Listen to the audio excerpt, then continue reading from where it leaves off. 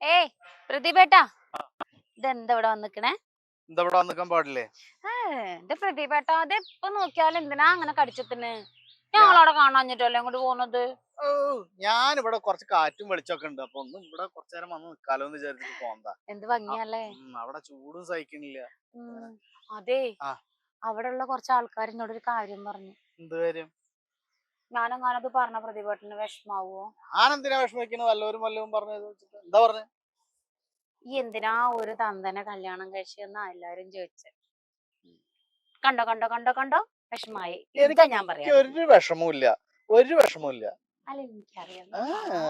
എന്നോട് ഇതന്നെ ആളുകൾ ചോദിക്കണത്. നീ എന്ത്? എന്തിനാ ഒരു തള്ളയുടെ കൂടെ നടക്കണ്? നിനക്ക് വേറെ പെണ്ണ് കിട്ടില്ലായിരുന്നേ? കെട്ടില്ലേ? എന്തിനാ അതിനെ കെട്ടിയതാണ് ആൾക്കാർ എന്നോട് ചോദിക്കുന്നത്. സത്യല്ലേ? നിന്നെ കെട്ടിയ അന്ന് മുതൽ എന്റെ മനസമാധാനവും പോയി, എനിക്കൊരു ജോഡിയും അല്ലാത്തൊരു പെണ്ണുമായി. ഏഹ് 2 ബസ് കയറി പോയിട്ട് അപ്പുറത്തെ സ്റ്റോപ്പിൽ നിന്നും പോയി പെണ്ണ് കണ്ടിട്ടാണ് ഞാൻ ഈ പണി മേടിച്ചു കൊടുക്കുന്നത്.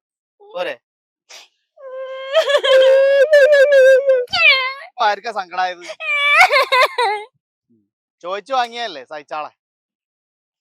ഓരോ ചോദ്യായിട്ട് വരും.